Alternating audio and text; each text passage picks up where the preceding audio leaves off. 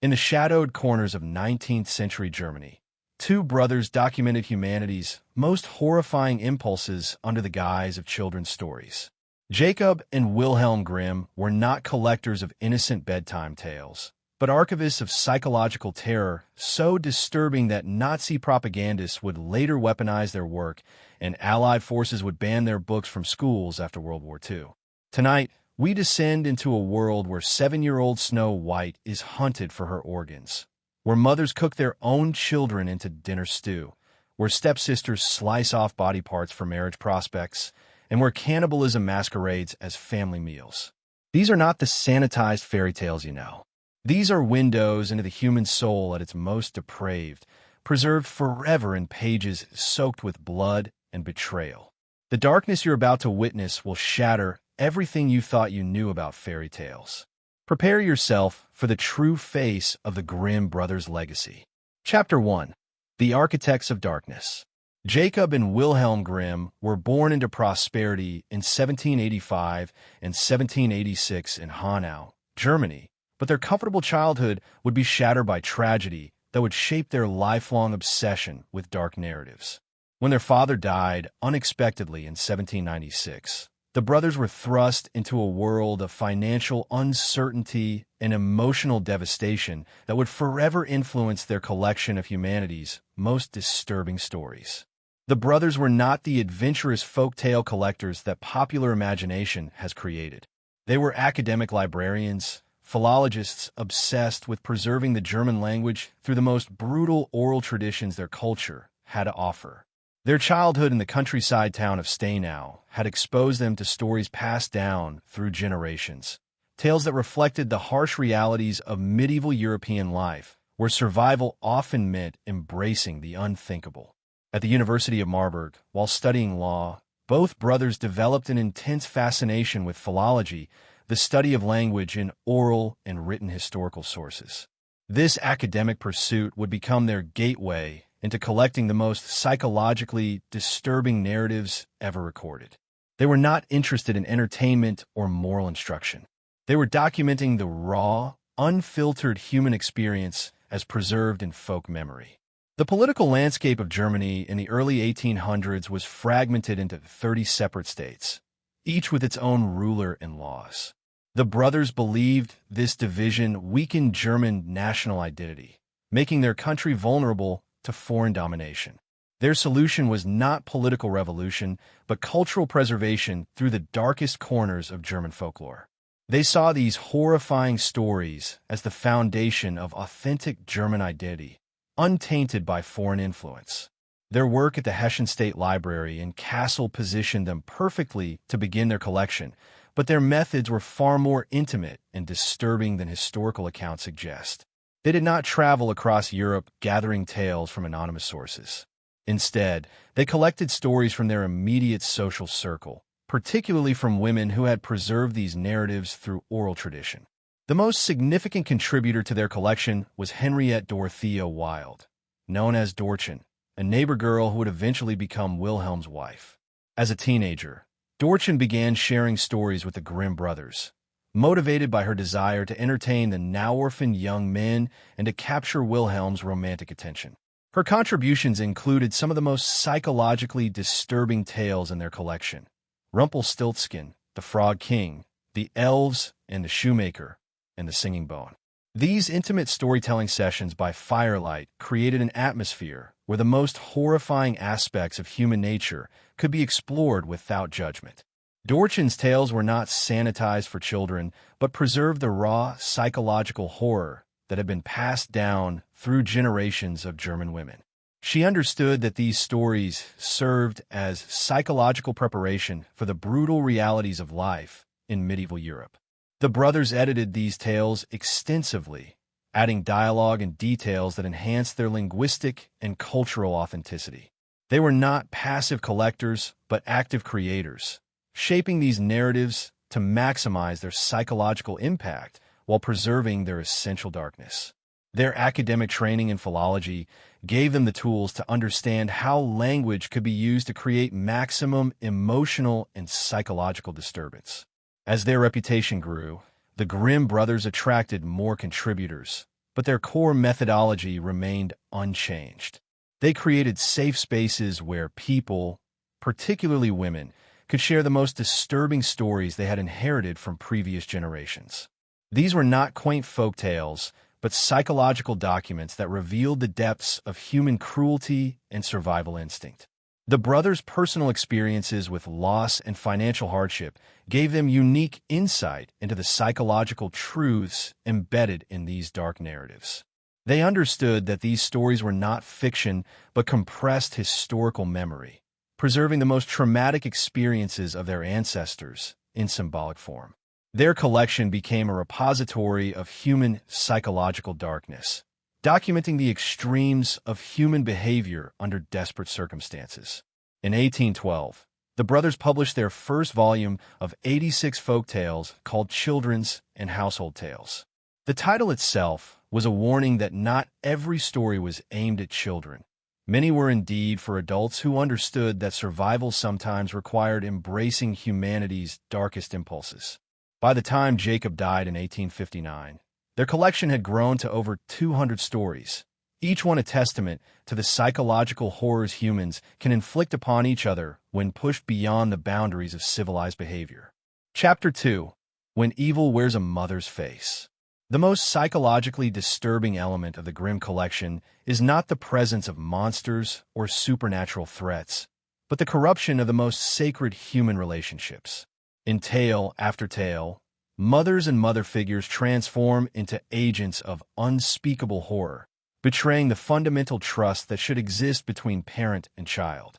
These stories reveal a world where maternal love becomes predatory manipulation and where the home becomes a hunting ground. In the original version of Hansel and Gretel, the psychological horror begins not with the witch in the forest, but with the children's own mother. Faced with starvation during the Great Famine, she convinces her husband to abandon their children in the woods, prioritizing her own survival over their lives. This is not a stepmother, as in later sanitized versions, but their biological mother, the woman who gave them life, now orchestrating their death. The children overhear their mother's plan, and Hansel fills his pockets with white pebbles to mark their trail home. But the psychological damage is already done. They have learned that their mother's love is conditional, that her protection extends only as far as her own comfort. When they successfully return home using the pebble trail, their mother's reaction is not relief, but fury. She has been denied her children's deaths, and she immediately begins planning their second abandonment. The second attempt is even more calculated and cruel. The mother waits until Hansel cannot gather pebbles, forcing him to use breadcrumbs that will be eaten by birds. She leads them deeper into the forest, ensuring they cannot find their way home even if they survive the night. This is not the impulsive act of a desperate woman, but the methodical planning of a predator who has learned from her first failure. The witch they encounter in the forest is merely an extension of the maternal corruption they have already experienced. She offers them the appearance of maternal care, a house made of food and promises of safety, but her true intention is to fatten Hansel for slaughter while forcing Gretel into domestic slavery. The witch represents the logical conclusion of their mother's betrayal, the final transformation of maternal love into cannibalistic consumption. In Snow White, the psychological horror reaches even greater depths. The story begins with Snow White's biological mother pricking her finger while sewing, her blood dropping onto white snow.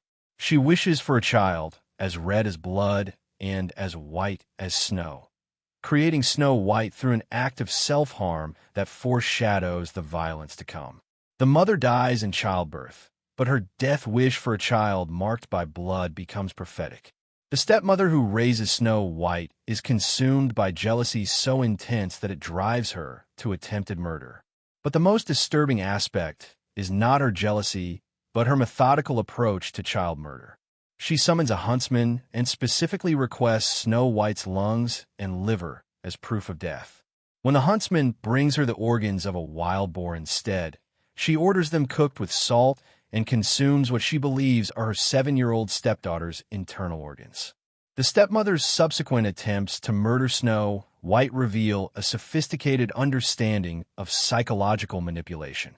She disguises herself as a harmless peddler woman, using the appearance of maternal care to gain access to her victim. She offers Snow White a beautiful lace bodice, then laces it so tightly that the child cannot breathe. When this fails, she returns with a poison comb, then finally with the poison apple that achieves her goal. The most psychologically disturbing tale of maternal corruption is the juniper tree, where a stepmother's resentment toward her stepson escalates into the most horrific crime imaginable. She tricks the boy into reaching into a chest for an apple, then slams the heavy lid down, decapitating him. But the horror does not end with murder. She positions his severed head back on his neck, ties it in place with a scarf, and places an apple in his hand to create the illusion that he is still alive. When her own daughter Marlene asks for the apple, the stepmother instructs her to ask her brother. When the boy does not respond, she tells Marlene to box his ears if he continues to ignore her. The innocent child strikes her brother, causing his head to fall off, and believes she has killed him. The stepmother uses this manufactured guilt to make Marlene complicit in concealing the murder. The psychological manipulation reaches its apex when the stepmother dismembers the boy's corpse, cooks it into stew, and serves it to his father for dinner. The father, unaware he is consuming his own son, finds the meal so delicious that he eats every bit and asks for more. The stepmother has transformed the ultimate act of paternal love, providing nourishment for his child, into an act of unknowing cannibalism. These stories reveal a world where the most trusted relationships become sources of mortal danger. Children cannot trust their mothers to protect them. Fathers cannot recognize when they are being manipulated into destroying their own children, and siblings can be turned against each other through calculated psychological manipulation. The Grimm brothers understood that the most effective horror comes not from external monsters, but from the corruption of love itself. Chapter 3. The Currency of Flesh and Blood. The Grimm brothers' collection reveals a world where the human body becomes the ultimate currency, where flesh and blood are traded for survival, love, and power.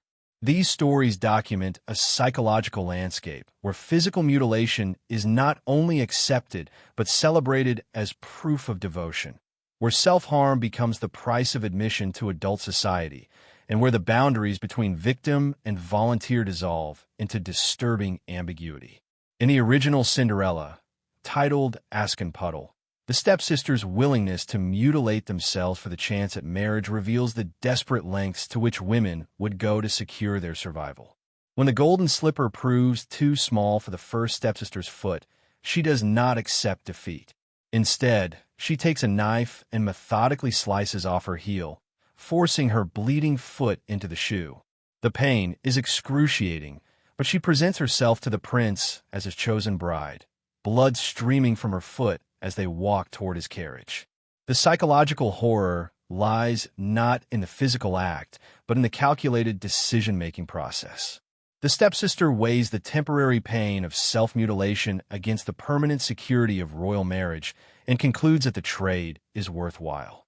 She transforms herself from victim to perpetrator, using her own body as raw material to achieve her goals. When pigeons alert the prince to the deception by singing about the blood in her shoe, she has already demonstrated her willingness to sacrifice any part of herself for social advancement. The second stepsister, having witnessed her sister's failure, makes an even more calculated choice. She slices off her toes, believing that a more modest mutilation might prove more successful. The psychological progression is chilling. Each sister learns from the previous failure and adapts her self-harm accordingly. They are not acting from desperation, but from strategic thinking, treating their own bodies as disposable resources in pursuit of their goals. When both sisters attend Cinderella's wedding, the pigeons that had exposed their deceptions return to exact final punishment. They peck out both sisters' eyes, leaving them permanently blind. The story presents this as justice, but the psychological reality is more complex. The sisters have spent their entire lives learning that their bodies are commodities to be traded, and their final punishment simply completes this transaction. They have purchased their understanding of the world's cruelty with with their sight. The theme of flesh as currency reaches its most disturbing expression in the juniper tree, where the stepmother's murder of her stepson transforms him into literal food. She does not simply kill the boy, but carefully dismembers his body, treating it as meat to be prepared for consumption. The psychological horror lies in her domestic competence. She approaches the task with the same skill she would use to prepare any meal for her family. When a father consumes the stew made from his son's flesh, he experiences unprecedented satisfaction. The story describes how each bite makes him hungrier, how he cannot stop eating until he has consumed every bit of the meal. The psychological implication is that the father's unknowing cannibalism represents the ultimate consumption of parental love, the complete incorporation of his child into his own body. The boy's sister Marlene, believing she has killed her brother, carefully collects his bones in a silk scarf and buries them beneath the juniper tree. Her act of preservation becomes a form of resurrection, but the psychological cost is enormous. She must carry the guilt of believing she murdered her brother while simultaneously serving as a savior. The burden of this contradictory role shapes her entire understanding of herself and her place in the family. In Snow White, the evil queen's consumption of what she believes are her stepdaughter's lungs and liver represents the ultimate perversion of maternal nourishment. Instead of providing food for her child, she consumes the child as food. The psychological horror lies in her satisfaction with the meal. She believes she has literally incorporated her rival's beauty and youth in her own body. The huntsman's deception in bringing the queen the organs of a wild boar instead of Snow White's reveals his understanding of the queen's psychological state. He knows that she will not be satisfied with simple murder, but requires the physical consumption of her victim. His substitution acknowledges the cannibalistic nature of her jealousy while protecting Snow White from becoming literal food. Throughout these tales, the Grimm brothers document a world where the line between human and animal becomes dangerously blurred.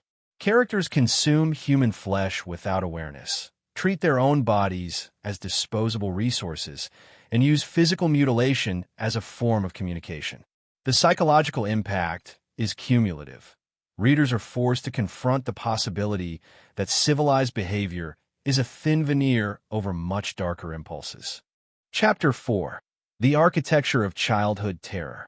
The Grimm brothers constructed their most psychologically disturbing narratives around the systematic destruction of childhood innocence, creating worlds where children are not protected but hunted, where their natural trust becomes a weapon used against them, and where the transition from childhood to adulthood requires surviving deliberate attempts at murder. These stories document the psychological mechanisms by which innocence is not lost, but violently extracted, leaving behind children who have learned that the world is a predatory landscape designed to consume them. In the original Snow White, the psychological horror begins with the revelation that the target of murderous jealousy is not a young woman, but a 7-year-old child. The evil queen's jealousy is not about romantic competition, but about the existence of a child whose beauty threatens her own significance. This transforms the entire narrative from a story about adult conflicts into a documentation of child hunting, where Snow White's age makes her simultaneously more vulnerable and more threatening to the adult world. The huntsman's inability to murder Snow White reveals the psychological complexity of child-directed violence. He leads her into the forest with the explicit intention of killing her and removing her organs as proof of death. But when faced with the actual child, he finds himself unable to complete the act. His decision to let her flee into the forest represents a compromise between his orders and his conscience. But it also condemns Snow White to a different form of death, abandoning her to wild animals and starvation. Snow White's survival depends on her ability to provide domestic labor for the 7 dwarfs, transforming her from a protected child into a working servant. The dwarf's protection comes with explicit conditions. She must cook, clean, wash, sew, and knit for them. This arrangement reveals the psychological reality that children's survival often depends on their usefulness to adults, that protection is conditional rather than inherent, and that childhood itself becomes a form of employment. The Queen's subsequent attempts to murder Snow White exploit childhood psychology with devastating effectiveness. She disguises herself as a harmless peddler woman, using adult authority and the appearance of maternal care to gain access to her victim. Snow White's willingness to engage with the disguised queen reveals her desperate need for adult female companionship, making her vulnerability a direct result of her isolation from maternal figures. Each murder attempt becomes more sophisticated as the queen learns from her failures. The lace bodice that chokes Snow White exploits the child's desire for beautiful clothing and adult approval. The poison comb takes advantage of her need for personal care and grooming. The final poisoned apple succeeds because it combines the child's hunger with her trust in adult generosity. The Queen's methods reveal a deep understanding of childhood psychology and the specific vulnerabilities that make children easy targets for manipulation. In Hansel and Gretel, the psychological horror centers on the children's awareness of their parents' plan to abandon them to death. They overhear the conversation in which their mother convinces their father to take them into the forest and leave them there. This knowledge transforms them from innocent children into strategic thinkers who must plan for their own survival while maintaining the pretense of ignorance about their parents' intentions. Hansel's collection of white pebbles represents a child's attempt to create agency in a world where adults hold all the power. His foresight in marking their trail home reveals psychological sophistication born from necessity. He has learned that his parents' protection cannot be trusted and that survival depends on his own planning. The success of his first strategy gives both children hope that they can outwit the adults who have betrayed them. The witch's house made of bread and cake represents the ultimate psychological trap for hungry, abandoned children. She exploits their starvation to lure them into her power, then transforms their desperate hunger into the mechanism of their own destruction. Hansel's imprisonment in a cage where he is fattened for slaughter reduces him to livestock, while Gretel's forced domestic labor makes her complicit in her brother's preparation for murder. Gretel's final victory over the witch requires her to embrace the same deceptive techniques she has learned from her enemies. She tricks the witch into demonstrating how to climb into the oven, then pushes her inside and slams the door. The psychological transformation is complete. The innocent child has become capable of murder, using the witch's own methods against her. The children's survival requires them to become as ruthless as their enemies, permanently altering their psychological development. Chapter 5. The Eternal Feast of Human Darkness. The Grimm brothers' collection reaches its most psychologically disturbing depths in its documentation of humanity's capacity for cannibalism, both literal and metaphorical. These stories reveal a world where the consumption of human flesh becomes the ultimate expression of power, where the boundaries between love and hunger dissolve into terrifying ambiguity, and where the most intimate relationships become occasions for literal or symbolic consumption. The psychological horror lies not in the supernatural elements, but in the recognition that humans can treat each other as food, resources to be consumed, rather than beings deserving of protection. The juniper tree stands as the most horrific example of this theme, documenting a sequence of events so psychologically disturbing that it defies comprehension. The stepmother's murder of her stepson represents only the beginning of the horror. Her decision to dismember his corpse and cook it in a stew transforms murder into a form of meal preparation, treating the child's body as raw material for family dinner. The psychological implications are staggering. She approaches the task with domestic competence, suggesting that the boundary between childcare and child consumption has completely dissolved. The father's consumption of the stew made from his son's flesh represents the ultimate perversion of paternal love. The story describes how each bite makes him hungrier, how he cannot stop eating until he has consumed every morsel. The psychological horror lies in his satisfaction with the meal. He has unknowingly incorporated his beloved son into his own body, completing a form of consumption that transforms love into literal cannibalism. His request for more food reveals the depth of his unconscious hunger for his child. The stepmother's manipulation of her daughter Marlene adds another layer of psychological horror. She uses the child's manufactured guilt over believing she killed her brother to make her complicit in concealing the murder and serving the cannibalistic feast. Marlene's careful collection of her brother's bones reveals her desperate attempt to preserve what remains of him, but her participation in the meal preparation makes her an unwitting accomplice to cannibalism. The transformation of the consumed child into a bird that sings about his own murder and consumption creates a psychological loop of horror that defies resolution. The bird's song, "My mother, she killed me. My father, he ate me," forces the family to confront the reality of their actions while simultaneously offering them rewards for listening. The psychological impact is devastating. They are forced to acknowledge their participation in murder and cannibalism while being seduced by the beauty of the song that describes their crimes. This supernatural resurrection through song creates an even more disturbing psychological reality. The murdered child returns not for revenge, but to sing the truth of his destruction, transforming his trauma into entertainment for the very people who consumed him.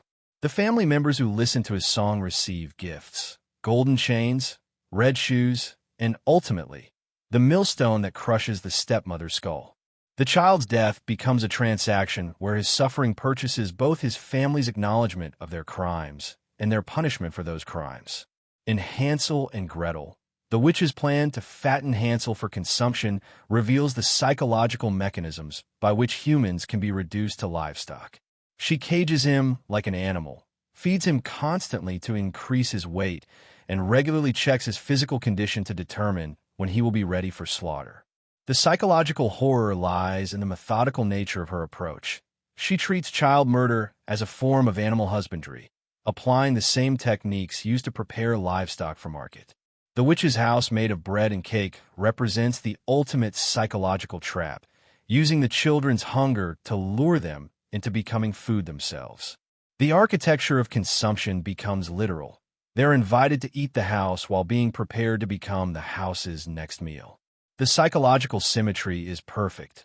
Those who consume the house will themselves be consumed, creating a cycle of predation that transforms hunger into the mechanism of its own satisfaction.